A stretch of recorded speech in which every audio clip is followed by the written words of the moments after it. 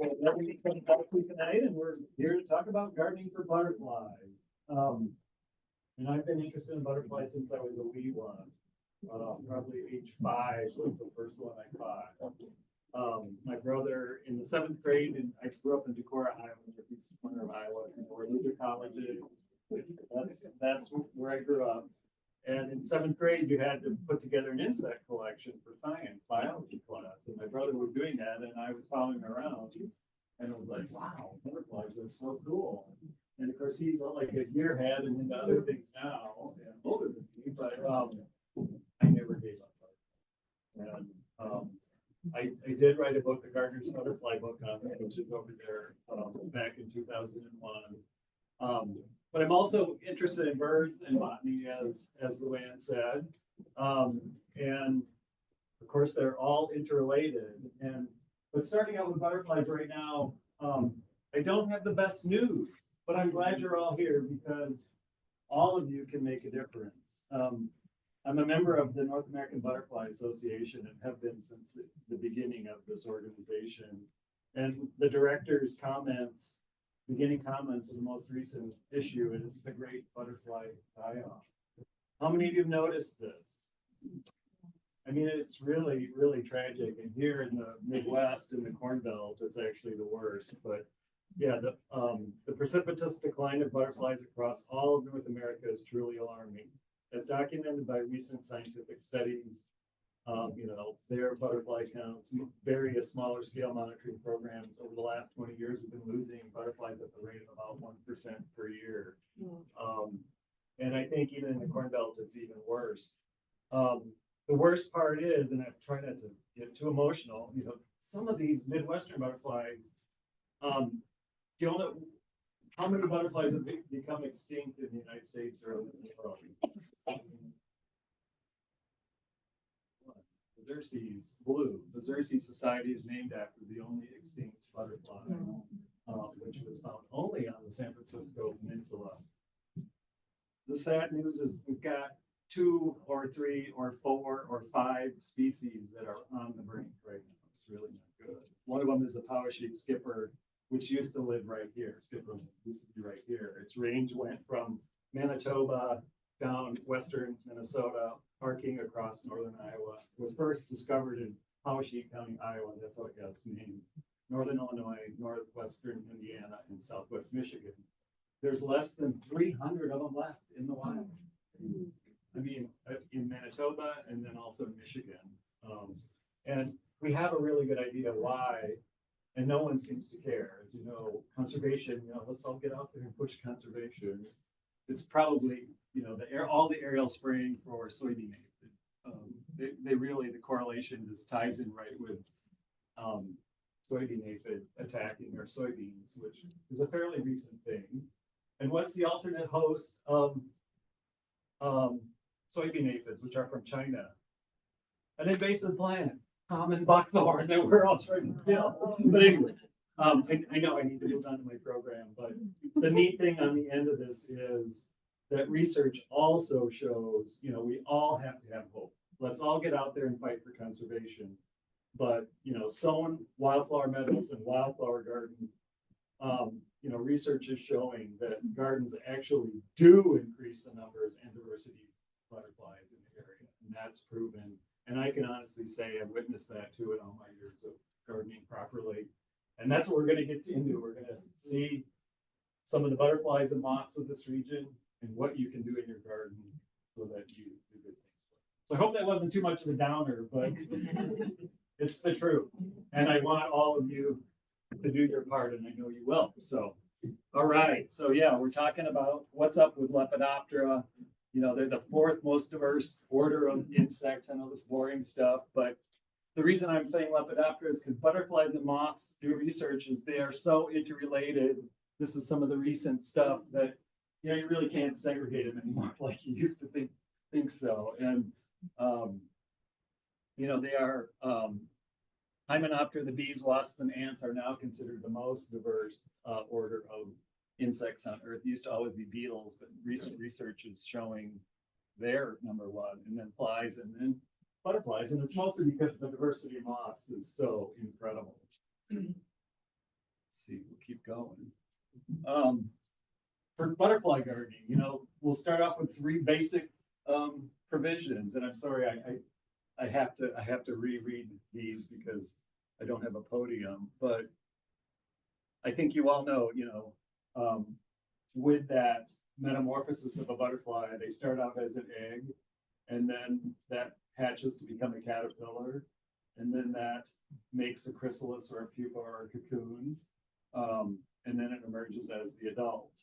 I mean, what an amazing process that is. I mean, if we got all the greatest aesthetes, people into aesthetics and art together in the world, do you think they would have come up with something so incredible as that? So I'm always astounded at butterflies.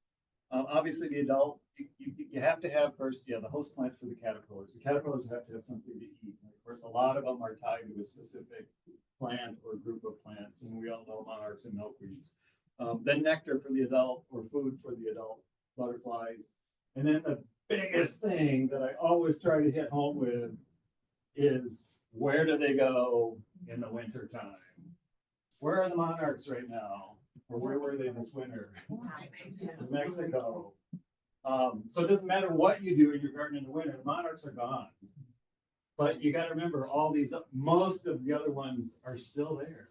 You're not seeing them, but they're either there as an egg in your garden, as a caterpillar, as a chrysalis. And yes, we have quite a few species that overwinter as adult butterflies. Freeze solid and come back to life. I've already, in January, I had morning cloaks flying around my yard on 58-degree days. So anyway, and of course, I heard people talking about Doug Talmy tonight, we all know how important Lepidoptera are, probably the most important for raising songbirds. I think everyone in this room gets the whole thing, these are not pests, they're bird food. David Wagner, a book I also recommend is The Caterpillars of Eastern North America. If you're interested in caterpillars, all these things have a caterpillar. And in some cases, the caterpillar is the neatest thing. But caterpillars transfer more nutrients and energy to other organisms than any other animal. So that's how critical they are. And Doug Talmy has really hit that home. And I like the picture I took of that, thread-waisted wasp carrying a caterpillar to go feed his young. It's not just birds, it's all through the whole web of life. And of course, butterflies are, have different habitat requirements. There's generalists like the painted lady and the monarch, they all come into our garden. But, here I am, I work at the Natural Land Institute to protect natural areas. And all of you, the Forest Preserve System of the greater Chicagoland and Rockford, and, protecting natural areas is critical too, because some of our butterflies just won't. They got to have natural landscape. They will not come into your garden. And so just learning which ones are generalists and which ones are habitat specialists is important. And then, they're colonists, migrants, and residents. And we all know the migrant, key monarch, but the painted lady is also another migrant. And in fact, painted ladies are found worldwide, which I think is pretty cool, except, what is it? They're not in Australia, and they're not in Antarctica. But anyway, they actually have the record for the longest migration, because they absolutely attract one from Sweden to sub-Saharan Africa, which is amazing. But our painted ladies come from the Sonoran Desert in northwestern Mexico and come back to here, and then breed up, and then they all migrate back in the fall. But they don't return like the monarchs, And common buckeye is another butterfly that it's not hardy here. It's eggs, caterpillars, the butterfly, the chrysalis. None of them can survive our winters. So they're ones that we call colonists. Every year, butterflies from the south in the warm season come up and colonize.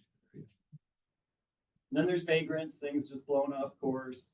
These are two butterflies that seem to be increasing with climate change.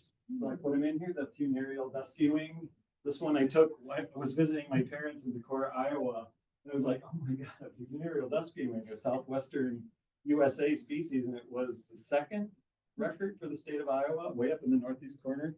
Plago sulfur is more common in southern Illinois and becoming more common with our hotter summers now. A big yellow butterfly that's actually one of my favorite butterflies. Kansas City, when I lived there for 21 years. It's just a spectacular butterfly. How many even do you know what the cloudless sulfur is? Especially in the south, you see them, but not so much up here. We have 5 local families of butterflies: swallowtails, sulfurs and whites, gossamers, brush-footed, and skippers. And we'll go through the different families, starting with the swallowtails, which are usually some of the favorites. All of them overwinter as a chrysalis, all of them. And the caterpillars, when they're ready to make their chrysalis, wrap that little silk around their back and then create, you know, a little, that's their chrysalis on the side of my house. But they're out there right now. And of course, that's a whole theme of how you garden. When you're cleaning up your garden, you know, watch out for things like those, you know, and don't rake away everything and clean up every little thing. The eastern tiger swallowtail is probably the most common of all these anymore, of the swallowtails. And they have 2 broods a year, which means the ones that are overwintering as chrysalises now emerge here in spring, usually about when the plum trees start to bloom or the redbuds start to bloom. And then they, you know, mate and lay eggs, and, you know, a caterpillar chrysalis, and then that one emerges in midsummer to late summer and comes out another brood. And then that one, of course, is the one that whose chrysalis, I mean, the offspring from that one whose chrysalis will survive the next winter. So does that make sense? Do you all know how that works? And they're really neat because they're sexually dimorphic, or can be. This is actually a yellow female, but some females are black and blue. And it's part of this whole mimicry complex. Like, one of my volunteers sent me that picture. I was in Minneapolis. Isn't that wild?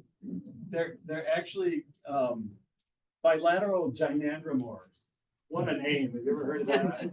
Actually, some butterflies that happens. They can be half male and half female. And when he first described it to me, I thought that's what it was. But it's a pure female. It just happens to be half dark female and half light female. Wow. Black swallowtails used to be, when I was a kid, the most common swallowtail, but not anymore. Tiger swallowtails are actually doing better. And I think part of it is because tiger swallowtails, most of their life cycles up in the tree, and they're not getting as much chemicals. That's all I can explain. Black swallowtails are usually more prairie grassland. Of course, they love parsley, dill, and fennel. If you put those on your deck, they've completely adapted to eating non-native plants. Even though we want to promote their native host plants, which are plants in the carrot family, like golden alexanders. This is where I'm not a purist. It's like, if you love, you know, I love to eat too, so I love to garden with edibles. But these can get in there and eat those. They can eat, you know, parsley down to nothing. Exactly. Well, they're also sexually dimorphic. This is the male, and then the female there. Start to see some similarities. That female there, black and blue. We'll hopefully see, some of that. Why, you start to figure out why we've got some of these lookalikes. And then the giant swallowtail. This is one that's just changed since I was a kid. This was a tropical species. And when I was talking to some butterfly experts, like at the Sachs Butterfly House in St. Louis, you know, I thought, like, well, what difference does it make if a tropical butterfly gets away in the Midwest? It's not going to survive. And he's the one that reminded me, you know, it's only one gene that had to flip. And that happened on this butterfly fairly recently. It used to be a tropical butterfly, but now it's hardy, surviving the winter 35 below zero way into central Minnesota. Which is amazing. So these are becoming more common, especially in western, along the Mississippi in western Illinois. I have no idea why are they not abundant in Rockford. Prickly ash is their host plant, which is everywhere. But you go west, like where I grew up, they can be the most common swallowtail in Northeast Iowa, north and west of here. And when I lived in Minnesota, I saw a lot of them. How many of you are seeing the giant swallowtail here? A little bit? Good. Great. I used to run this butterfly. We had at Powell Gardens, we had a butterfly festival, and a kid said, "Don't you see the big clown face on it? Once to see it, you never lose it." Yeah, smile. Anyway, I didn't put in the pipevine swallowtail. I forgot, but that's another species that's the range ends right around here, but feeds on pipevine if you plant pipevine in your garden. And it's a black and blue, and it's its toxins from the pipevine, and birds and insects learn to not eat this black and blue swallowtail. So the female of the black swallowtail and this female of the tiger swallowtail are all part of this mimicry complex, just like the monarch and the viceroy, which you might be more familiar with. And I'm going to be here all night. I got to speed this up. Sorry, there's so much to say. Anyway, white sulfurs and yellows, the next family. This is one of our non-native butterflies, the European, oftentimes called European cabbage butterfly, cabbage worms, though they're not. They're caterpillars. Little yellow is another little colonist one that we often get here in the summertime. The clouded and orange sulfurs, these are the common ones. And when I was a kid, the clouded sulfur is yellow, and the orange sulfur is kind of like this cantaloupe color. When I was a kid, this was the most common butterfly. All the hay fields were just loaded with it. Now it's not very common. And oddly, this one, which used to be a colonist and more of a southern butterfly, is now far more common. And it is clearly surviving the winter where it didn't before. So amazing changes in a short period of time on these things. And these feeds on members in the pea family, plant things like the bush clovers and things like that, the native Lepidopteras. The next family, the gossamers. These are the gorgeous little jewels out there. Eastern tailed blue. I mean, this thing is, as big as my thumbnail, but, iridescent blue when the male opens his wings. When they close their wings, they have a little red spot and a little fake tail there. And originally they thought and when they sit, they often move those hind wings, so it looks like little antenna moving, and it's a fake head. And originally I thought it was to distract birds, but more research has shown it's actually there to distract spiders from getting them. The spiders go for that end, and it gets away rather than the real head on the other side. Okay, cool. Spring and summer azures, these are, when I first learned butterflies, I didn't realize there are actually two species of azures out there. One that flies only in the spring, and its favorite host plant is flowering dogwood, which is native a little further south, but it can use some of our other native dogwoods. And then the summer azure, which has multiple broods through summer, starting in the spring, and it feeds on the flower buds of all our native dogwoods, like pagoda dogwood and red twig dogwood and silky dogwood, and even some of our native viburnums. But it loves to feed on flower buds and developing fruits of those kinds of plants, which is interesting. And it was just amazing that just fairly recently they figured out, this is really two species that are very similar to each other.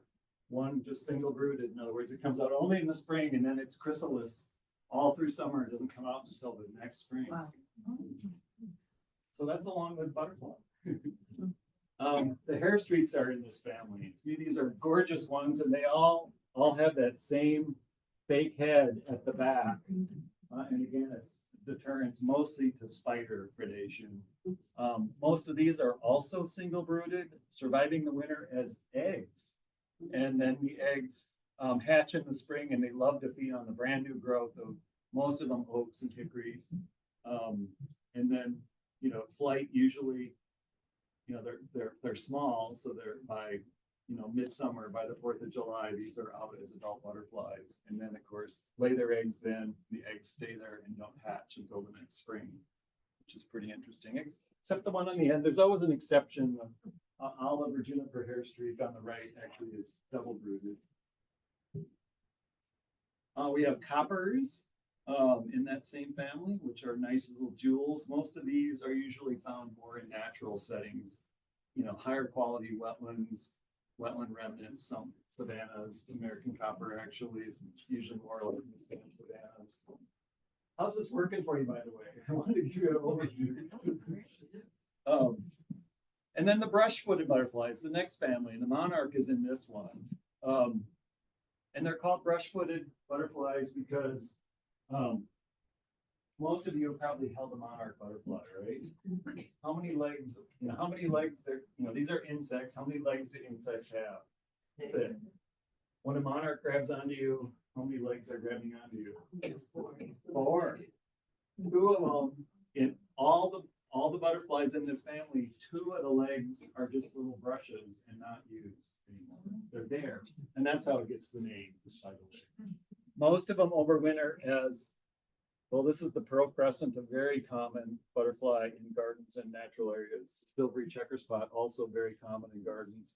The caterpillars are little black, hairy looking things that actually overwinter as a caterpillar in the leaves by their host plant, usually asters and the aster family. So what is the big program to help things like these? Feed the leaves, right? Because the people who are raking up their leaves and having them vacuumed off and sent to the landfill, all these things are going with it, and you're losing them, which is really sad. So these, and especially when I lived in Missouri, these were actually, my God, I'd get just giant armies of them, would defoliate purple coneflowers and some of the native sunflowers. Haven't really seen that here in the upper Midwest. The great spangled fritillaries in this family. Have you ever heard of the regal fritillary? That's one that's really in trouble, probably going to be added to the endangered species list. But these, again, overwinter as first instar caterpillars.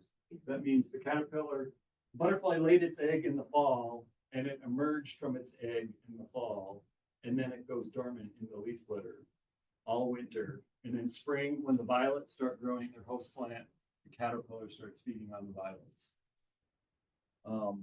And great spangled fritillaries, then that's their caterpillar, black with these orange tubercles, they're called, feed on violets. That's why I love violets. I love violets in the lawn. I don't rake the leaves because I want my fritillaries. And that is my yard in Missouri. I had a great flock of fritillaries. And in the fall, the females actually the longer live. The males have died off. They emerge as adults in early summer or late spring. And then the females can live all the way till fall, laying a lot of eggs. Some, they think over 1,000, which is pretty amazing. So again, what does that tell you about these things? Have resiliency if we give them the chance. You think of like a bird that has a nest with maybe 4 or 5 eggs, 1 or 2 broods a year. Look at what these can do, how they can repopulate if we give them a chance. But anyway, the admirals, these are mimics. This is the viceroy, I think the mimic to our monarch. Whoops, I keep doing that. So this button is one of the way you always tell it from the monarch is V for viceroy, right? That line down there makes a V. And then its first cousin, and yes, I've seen a hybrid between these two, is the red spotted purple, which is a mimic of that swallowtail. See the resemblance? These have 2 broods, and this is how they overwinter. This is where they are right now. Viceroys and red spotted purples. They look like the 3rd instar caterpillar, he's in there, eats most of a leaf, but then uses its silk to create a sleeping bag and then silks the petiole to the stem so it doesn't fall off in the winter. It's out there all winter on your viceroys, it's mostly willows, and the red spotted purples, it's things like service berries and black cherries and plums, things like that. And the caterpillars of both species, I honestly can't tell them apart. I usually can tell them apart just by what plant they're on. They're living bird droppings, which is their defense against birds and being predated. But if you're like cutting pussy willows look for this little structure and save it there, because that's where your viceroy is. And it's really, again, all these overwintering, isn't that amazing? Talk about, they beat us in cryogenics, they can freeze solid and come back to life. It's called extracellular freezing, really remarkable. Hackberry emperors. I think you've all seen these. They often land on you. They're much more common in the lower Midwest, like Kansas City area, than they are in the upper Midwest. How many have seen a lot of them around here, or even ones? A few. Well, actually now, research, I haven't heard the update. They actually think the species, the one we have up here that's not very common, is actually a different species than the one further south, which is interesting.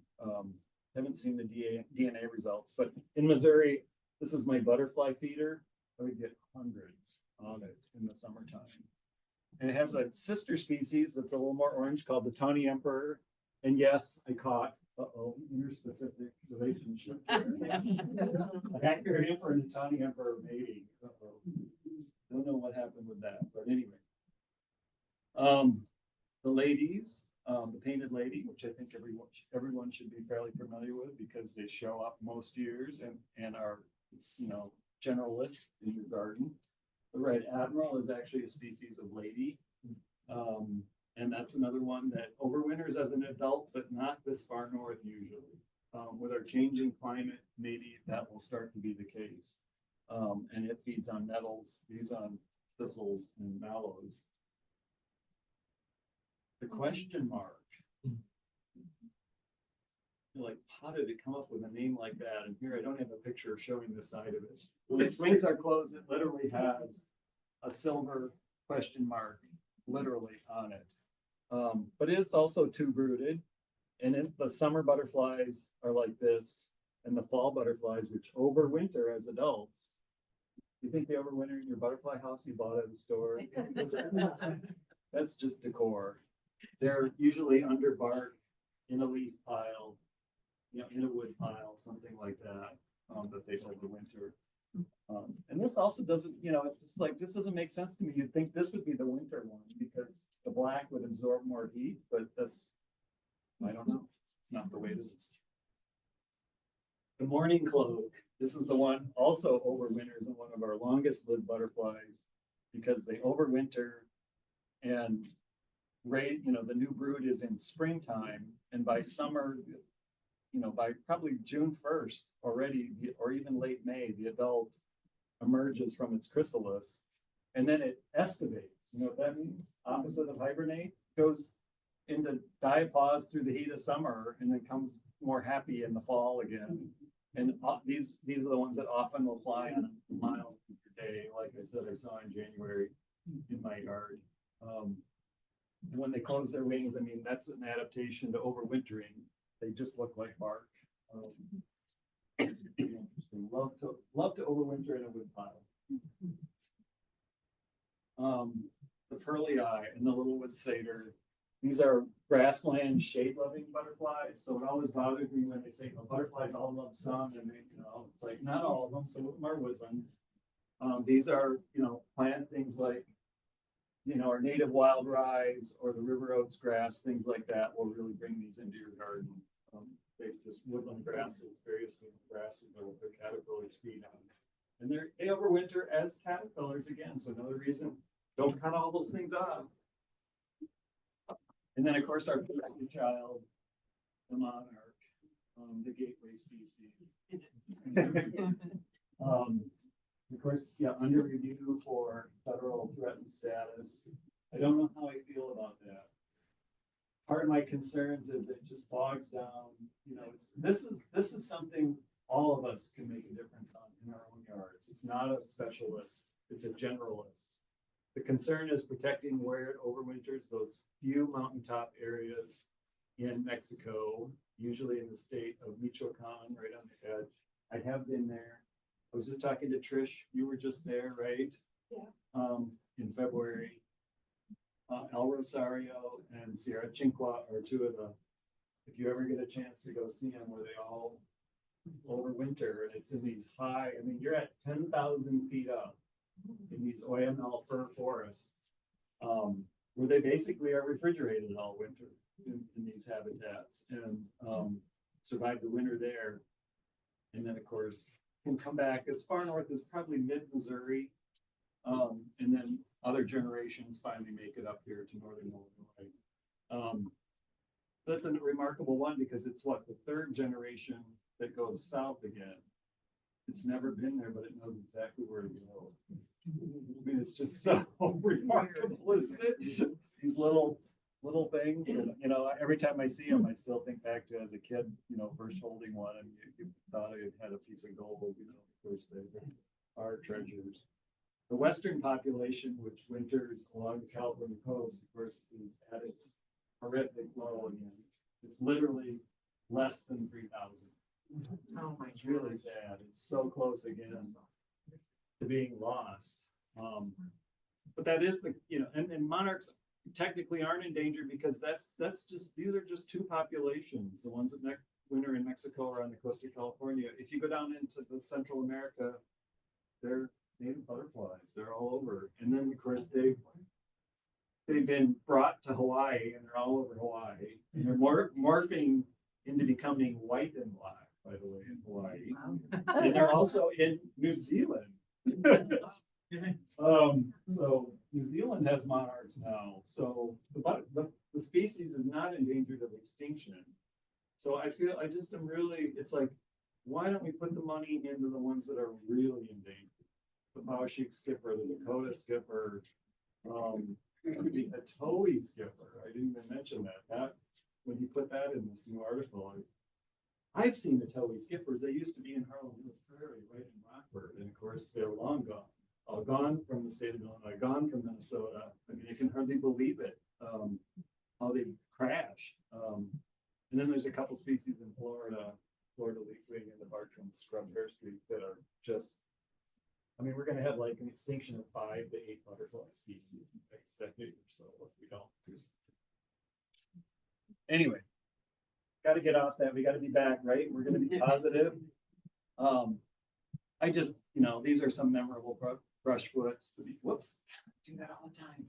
The beautiful Baltimore checker spot, which is, you know, well, fen habitat, wet sedge meadows where the native turtlehead grows. So this is a habitat restricted species. So this is changing on this one. White turtlehead, you know, the beautiful wildflower, I think most of you know it, is related to a weed, the English plantain and lawns. And for whatever reason on the East Coast, these are starting to eat the lawnweed. There's plenty of that. I don't think that's a bad thing. It's like, well, then that butterfly will become more common and maybe it is so spectacular if you've never seen one. It's just outrageous. The buckeye I already talked about being from mostly from the south, and the American snout. You can't really see its snout on there, can you? Where I get in front of this, it's got these pelts over its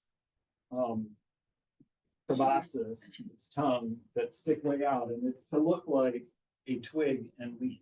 It's part of its how it hides, and that's another southern butterfly that last year I've never ever seen so many of them. That was a picture taken in my backyard. They really had a banner year, and in Texas there can be so many of them some years that they literally cause trucks to have problems on the highway because they get so many in the radiators, they plug the radiators. And their host plant is hackberries, by the way. Spread wing skippers, these are moth-like skippers. Columbine dusky wing. We also have the wild indigo dusky wing. They are so similar that you cannot tell them apart by just seeing them. You have to examine their genitalia in a lab. But what did I just call one? One's the Columbine dusky wing. The other one's the wild indigo dusky wing. They feed on different plants. And I can always tell which one is which when is it hanging around the Columbine or is it hanging around the wild indigo? And then the silver spotted skipper, which is one of our biggest skippers that most people easily identify. We have all these little grass skippers. That's the ones I've been talking about. The Atoe skipper that's going extinct, the Powashik skipperling, and the Dakota skipper are all in this group of smaller butterflies. They just don't have the persona that the monarch does. leaf skipper, our smallest butterfly, the sachem there, which is a colonist, comes from the tropics every year into our backyard garden. It becomes very common in late summer. Can feed on grass in the lawn, which is amazing. Couple more. This one I always say looks like just a piece of wedge of chocolate, but it likes sedges. And the tawny edge skipper will also eat just long grasses. But I like all these different ones. Then we got to get into moths. Mind-boggling diversity. I think I talked a lot about butterflies. Oh my God, the moths. And we'll just keep going through them. 16 plus moth species for every species of butterfly. And again, I have to reiterate that, you know, across the planet, they transfer more nutrients and energy to other organisms than any other animal. You know, this is from my light. Yes, all these are different species of moths. Some of them are micro moths. When you see the leaves with a little doodling in them, that's the caterpillar feeding inside the leaf. Leaf miner are some of these little tiny micro moths.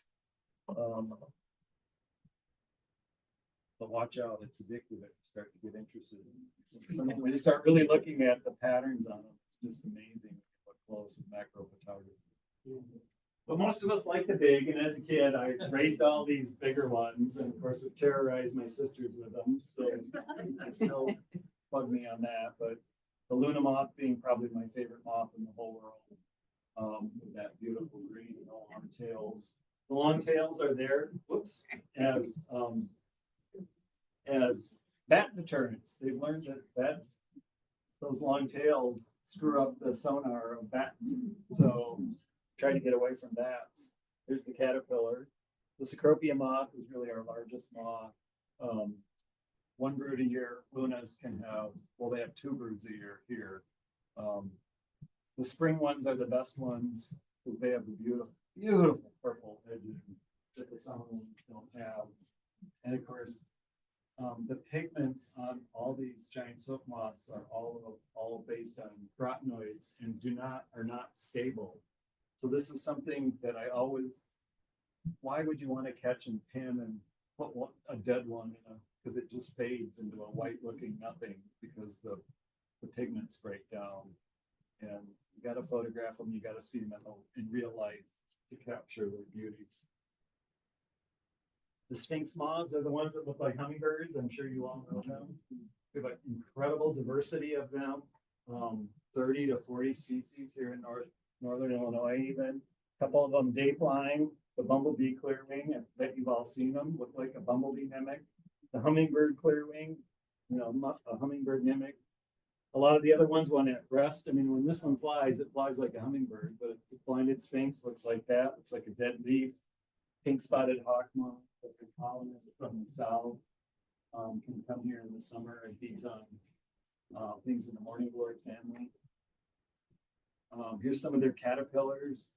They are the hornworms that there's the Carolina sphinx or the tobacco hornworm, and there's even another one, the tomato hornworm, the 5-spotted hawk moth is its moth name. And this one's always on grapes, almost a pest on grapes. But it doesn't have when it's little, it has a little squiggly horn on its tail, but it loses it when it becomes mature and big fat looking thing. It's really interesting caterpillar. These underwing moths, these are some of my favorites too, because they look like bark, but when they open their wings, they've got beautiful colors under there. And at my butterfly feeder at night, they come at night, shining a light on the underwing moths. But I already talked about this leafy layer or whipper won't. So leave the leaves, and I think everyone here understands that concept now, right? And you've been taught that as a Wild Ones member. This was my house in Minnesota. I had a 3-acre lot, and of course, yes, I left the leaves, and of course, they had some lawn up by the house, but most of my land, of course, was natural. And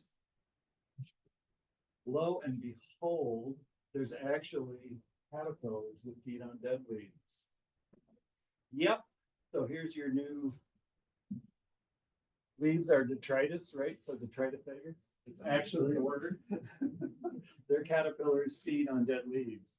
So yes, you won't have these neat idiom moths if you rake up and suck away all your leaves, and these become very common in healthy gardens. So in fact, these were taken by my late friend, Bill Johnson. Unfortunately, he passed away last fall, got Lou Gehrig's disease, which is terrible. But these were taken in his urban garden in Minneapolis. So again, if you garden, it's amazing. These things will come and they will find you. And of course, how much wood can a woodchuck chuck? How can you leave some wood in your yard, some fallen timber and stumps, and all right, I love it. Not only so you can have some beautiful mushrooms, this one is a log that's just its own little garden. But a whole bunch of our moths do not make a cocoon. They burrow in the wood. If you don't have that habitat for them, you won't have them. And this is a picture. This is a picture of that caterpillar. It is actually burrowing into this wood. Those are the little pellets it's made. This is the Harris's 3-spot, one of my favorite moths.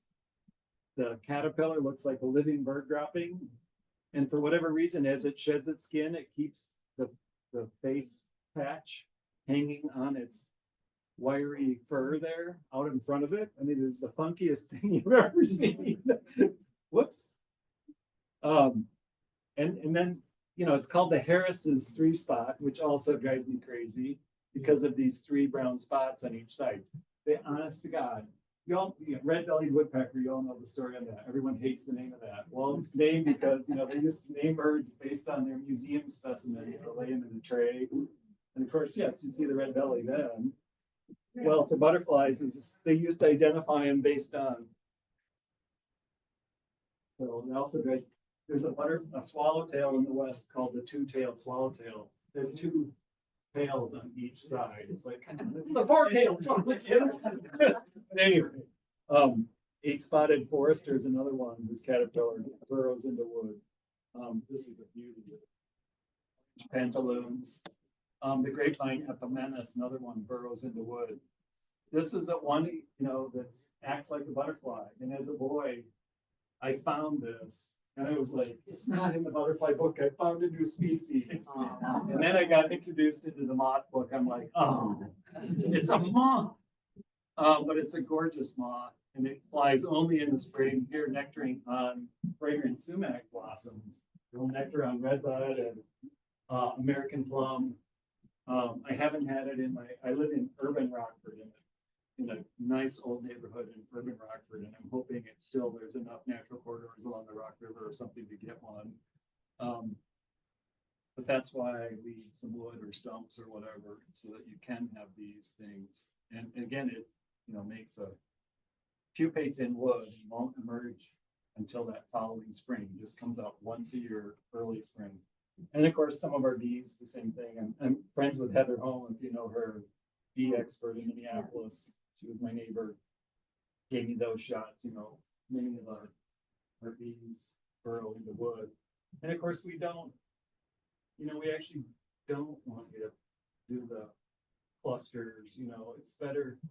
You're attracting more parasites and stuff. If you buy old houses with all of them pushed together, it's better to have stuff dispersed out because there's all these cuckoo bees and all these other parasites that you want to defer and challenge. So anyway, beautiful wood nymph. That's the moth. It looks like a bird poop that went, you know, holds its front legs out but has those long scales that look like fur on it. But anyways. These are really good reasons why leave some wood. And of course, we have, you know, one big concern as our climate warms. We've got a serious pest that also likes wood, termites. So you have to kind of be realistic, especially in Kansas City. Oh my God, termites are getting horrible there. And then even non-vascular plants. Yes, we have caterpillars that feed on lichens and moss. The scarlet and painted lichen moths. So yes, you want these types of things. The geometers, these are just some Yeah, they're the inchworms. You've all seen their caterpillars, you know, they get that hump and jump along. This one, the showy emerald, well, its sister is what, the wavy line emerald, which is the caterpillar that my friend called the Lady Gaga caterpillar. It's the one that feeds on flowers and takes bits of flower and sticks it all over itself. And this one, I don't know if you know about Kahneman Prairie. It's a native prairie in Whiteside County that a private individual is putting together and protecting, Doug Wall. I took this on his prairie last year. It's a species of bird dropping moth. I think you can tell why. Sent it to my expert friends. Don't know. So I don't know, we might have found a new species in Illinois. And yes, there's even moths that look like wasps mimics. And one of them, of course, is if you're a vegetable gardener, you hate it. There it is, the squash vine borer. It's a beautiful, beautiful. And yeah, the caterpillars are just so cool to me. I could not find my good picture of the curved lined owlet. Feeds only on greenbrier. Another reason why, you know, we kind of poo-poo greenbriers. I love greenbriers. You have to carefully site them in the landscape, but they look like, I don't know, a living gooey bird dropping. The unicorn caterpillar, it's brown and green, so it breaks up the pattern. This was in my backyard in Rockford. I was thrilled to have it in inner city Rockford. Has fake winsome fly eggs on it. Those are its own spots to make the winsome fly not lay eggs on it, which eat it.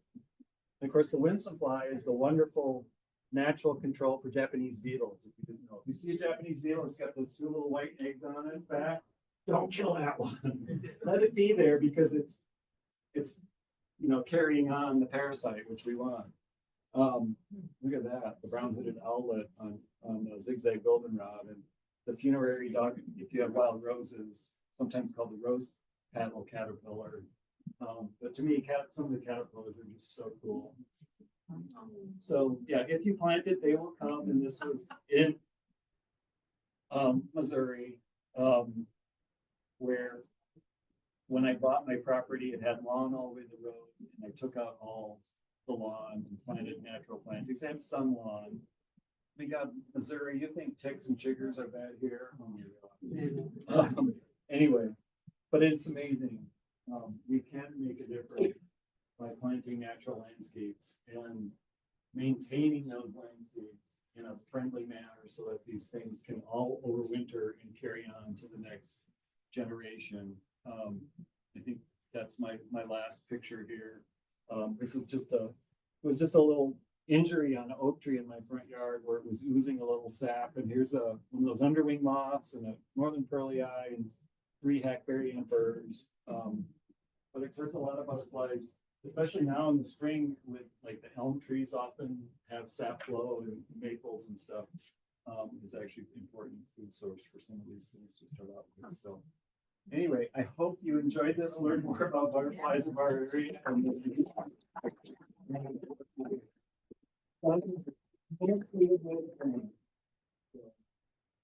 Yeah, go ahead.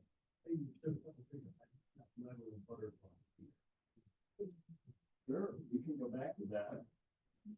This is I went to Wild Birds Unlimited and bought the hanging bird back. And then it's nylon, right? It's a nylon wire cord that's, you know, UV resistant, so it doesn't break down in the sunlight. And the reason it's on that because I did the chain to start with, and of course the possums and raccoons can maneuver that, and that's not a good thing. But they can't when it's on that. It's actually hung fairly high. Not after I did that, I never had the possums or raccoons bug it anymore, out of reach of them. And then you put all your stuff that you would put in the compost that's like fruit related, you know, mango and peach pits and the rinds of mangoes and anything like that, watermelon rinds, any fruit that you had that went past date and you didn't want to eat it yourself. I would just keep throwing that in there, and it just over time brews up into this alcoholic mixture. So, no, You can, yeah, you can, I would throw it into the compost when it got really bad, but usually, but look, I should count them. I bet there's 300 butterflies. And of course, in Missouri, there's not as much agriculture. There's more, where I live, there was more forest. And butterflies are doing better, like in northern Wisconsin and northern Minnesota. It is absolutely obvious. The Corn Belt area is the worst. Iowa, southern Minnesota, here, most of Illinois, Indiana, western Ohio, is the worst. And then, yeah, if you've ever been edge of Appalachia in Ohio, they actually have Mothapalooza. Go. Amazing. In late summer, they set up lights for you to go look at all the moths and stuff that come. But anyway, yeah, red spotted purple is flying emperors, common wood nymphs. So our form doesn't have the yellow. You got to go a little further south for the yellow form. Okay. Question mark. So there you can see the question mark. See the little mark and the dot. That's what I see. So anyway, go ahead. Any other Fruit rinds, you say fruit rinds and peels? Banana peels, orange peels? I wouldn't usually put banana peels in there, there's not enough to them, but like if a banana got too ripe and I didn't want to eat it, perfect for them. Okay. Yeah. You cut them up small or? No, you don't have to. No. You could, you don't have to. But yeah, I found it. Yes. Those plants for the butterfly and moths that you said are really. It's actually not that specific. The Powashik skipperling, I think it's like little blue stem. And its vulnerability is when it's in its caterpillar stage, set in the grass, is when they're doing all this aerial spraying, and the spray is falling down and killing the insecticide. And yeah, their numbers just, and it really. Hayden and Crossland Prairie, where I grew up, used to have them. I never went to go find them. It makes me mad. I never would have dreamt what I'm seeing. Never thought monarchs would be this rare, or I can't even fathom it as a kid how common they were. Anyway, so yeah, it's shocking. Not necessarily anything special for those. Those skippers are great native grasses down in the tropics in the Florida leafwing. It is a native species of croton in these pine rocklands that are. They allowed a new Walmart to go and destroy one. It's like, are you kidding me? It's like something common versus something that's on the verge of extinction. Are you kidding me that you made this trade-off? I mean, anyway. Yes. David Wagner. Yes. He wrote that. It's caterpillars of Eastern North America. His Western North America one is going to come out real soon. He's a really cool guy from Connecticut. He does come to the Midwest, and he's a great speaker. I listen to him. Yeah. So in that, he probably talks about what species of plants relative. Yeah, each one. Yeah. And I actually like Doug Talmy has that list, and I actually like David Wagner's because his are, Doug Talmy's was just a research, anyone ever mentioned it, but David Wagner's are, I've seen it, and oaks are still by far number one for David Wagner, but number two is, and I agree, dogwoods. So, yeah, and I think we're thinking about putting a series of posts on dogwoods at Natural Land Institute this spring. We're looking at flowering dogwood native just south of here, Indiana Dunes, as a climate change resilience plan. By the way, if you're concerned with dogwood anthracnose, that alien disease that was hurting them, it went into remission and no one knows why. Gone. What happened? I don't know. No one knows. No one's, but they're not dying from it anymore. Dogwood shrubs. Dogwood shrubs. So, yeah, flowering dogwood's a small tree, but yeah, pagoda dogwood, great. Dogwood. red-ocean dog, the silky dog, we'll probably come up with rough leaf and silky are maybe really good climate resilient species. So,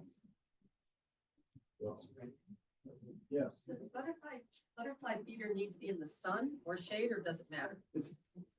all of mine were usually off to the side of a sunny area, but in the shade. Okay. It's probably better. That's good. And then just think about, they also attract things like bees and wasps, Mhm. so you don't want to put it right where you sit out, in your patio. I had it kind of up in the front yard, though the one was off to the side in the back. And go check them every day.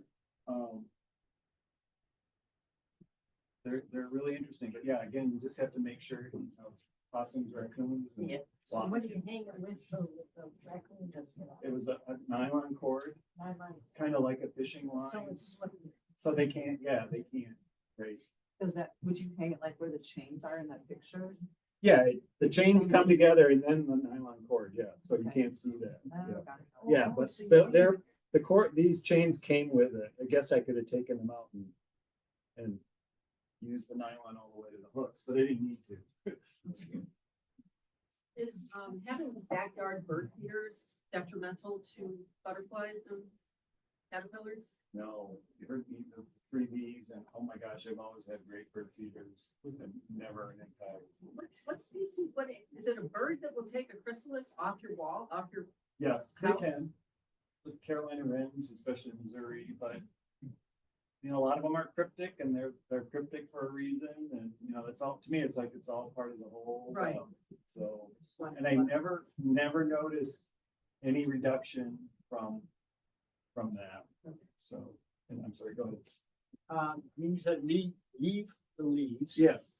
And I assume you leave the stalks and everything then, or is it like, I guess you're saying never clean your yard? Well, I do, That would be easy. nothing goes away. Let's put it that way. I actually cut off the new stems like at about 12 to 18 inches and leave some of them. And you'll be amazed because yes, like the Seratina bees burrow into those and nest in them. In the hollow pits, depending on this, and other bees can, depending on what piece of the plant you're doing. And then I chop in place everything else. So nothing goes away. And I'm not looking at it really, but if I thought it was a swallowtail plant or something like I might look at it more carefully before I cut it. But nothing, and it just goes right there to recycle. But leaving those stems, and usually the stems from the year before that the bees are in, and yes, it's like, well, let me check. It's like, well, yeah, they're there. So I just let those, I usually buy that second year, they just fall over anyway, Into May or? I actually cut it now. I mean, I know they always say don't now, but the ones that are from the year before, no, of course I don't touch. Those, Yeah, like I right, said, I let just Till May or so. still go, but yeah. Or you want to after it's warmed up and those have emerged. Yeah. And then how deep the leaves? Can you pile them 2 deep? Well, to me, it's, yeah, if you get too deep, yeah, you need to spread them out. And usually all these things are close to the bottom anyway. So, They fight their way up. they're down near where the plants are gonna emerge. So, yeah, And do you leave all the twigs and stuff on the ground then? break them all off. Yeah. And leave them, yeah. Yes. What was the name of that periodical that you read from in the very beginning? It's called American Butterflies. And North American Butterfly Association is like, oh, I'm so busy. I'd love to start a chapter. I don't even know if there must be a Chicago chapter, but maybe not. A Rockland chapter and do a butterfly count. Was really involved in Kansas City. We had a butterfly count based on our local chapter. Yeah. Because, yeah, but we're also being busy and we've got wild ones, we've got Audubon. It's like, which is too bad, because this is important, I think. Stuff. You do that on the Butterfly Monitoring Network? I know. Partner with them? I know. That's a fantastic, it's statewide. Over It is. 30 years. And that's what a lot of That's a research lot was of- based Yeah. on. Study was Yeah, thank you for bringing that up. Yeah, that's part of it too. Yep. With so many of the caterpillars and chrysalises overwintering, what's your take on the prairie bird? No, Seems Yeah. contrary to you gotta always have refugia, and yeah, my staff know that. They go and they gotta be careful, not for everything else, you know. And that's what, I remember going into Harlan's Knolls and they burned the whole thing. So, no, now there aren't any totally skippers there. And actually up until 1987, there were real pillars. But again, they're completely vulnerable. The legal fertilizers are those little caterpillars in grass. They're burned up, yeah. And things like the other one, the Carter Blue. When they lived there the first time in Indiana Dunes, there were Carter Blues everywhere. They're extirpated from Indiana Dunes. Gone from Illinois, gone from Minnesota, the whole state of Minnesota has lost all their Carter Blues. Wisconsin, Michigan, still have. But they're on the lupin leaves as eggs. And of course, they burn them up too. So, yeah, good question. Leave a refuge. It's like if you're doing habitat restoration, burn is like a major part of it. It is. It's like a crisis of existential crisis we're having here. It's like, oh my God. I know, it's like you have to burn because that's good for the overall structure of these things, but you gotta leave a place for them to survive at the same time. So, yeah, it's really complicated. I just You ripped out a gotta bunch do of prickly ash because it's taking over and it's like terrible stuff. And I'm like, oh God, prickly ash is on the side. Yeah, right, swallowtail food, yeah. Yeah, so maybe I won't rip. In And fact, I- yeah, go ahead. go ahead. Well, the other question I had was, I was just hearing about going back to monarchs and trying to plant milkweed. Mhm. And there's the native milkweed, and then there's other milkweeds that are not the right kind of milkweed. How do you know the difference unless you're planting seeds out of this specific seed package? Like, is there a way to just look at it? NABA will tell you that is bogus research. Don't worry about it. Okay, And I will verify that. Try to, plant the natives as much as you can, but if you live like in an apartment building, planting a tropical milkweed in a pot is okay. And then the issue is in tropical areas, what's that? OE, it's a disease. But it's on all the milkweeds. It's not just tropical milkweed. It's just that, and we have winter here, so it resets all of them. It kills the tropical milkweed. So, but they've done 2 stories on this, how upset the misinformation on that has done more damage than good. But you're not including cultivars in that, are you? The cultivars? The cultivars don't seem to matter either. They really don't. I mean, for the butterfly, it's the ecology why you want to have the local strain or the progressive if we're talking about climate change. But if you had a choice, wouldn't it be a much better choice to go with a bona fide native Yes, and regionally like? that's what I meant by that. Yeah. Yes. Yes, absolutely. But if you get a fake one, don't worry about it. Right. Not a They, fake they actually do really well in containers, especially people who don't have a place to plant a native. And the biomass they create in the season is amazing. So that's part of the argument. But yeah, you're right. Again, if you're restoring or something like that, yeah, you better really promote using local strains of stuff, or maybe a little bit further south with climate change. So, and yeah, some of the northern things aren't going to do too well. So as we get more and more, we've already seen some issues with some of the northern plants. And of course, Rockford, the change in 30 years, I can't believe it. Things like tulip trees and redbuds. Redbuds are, we just consider them native. They weren't native, but they're in all our preserves now. They're naturalized all over the place. And they're native just a little bit further south. But ranges of plants have always changed like that. Like they're just doing what they're supposed to do. In tulip trees, it's like, where are they coming from? They're blowing in from planted ones, but we're mistaken. But anyway. and also just to make sure, buckthorn is not a good host plant for any butterflies. Nothing, and it's the damn alternate host for the soybean aphid, so. Okay. That's. Yes. There's a native buckthorn that's really in trouble, Rhamnus lanceolata in Illinois. I actually bought some from Missouri and planted them just to watch what they do, but, very Oh, rare. really? Rhamnus lanceolata is a native buckthorn. Yeah. So, but it doesn't act any, obviously it's rare. Okay. So, anyway, any other comments? You've been a really great audience. Thank you for having me over here. Great group. All of you.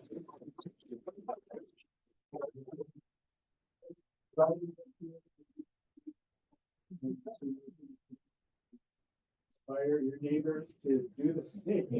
Little by little, right? Wow. All right.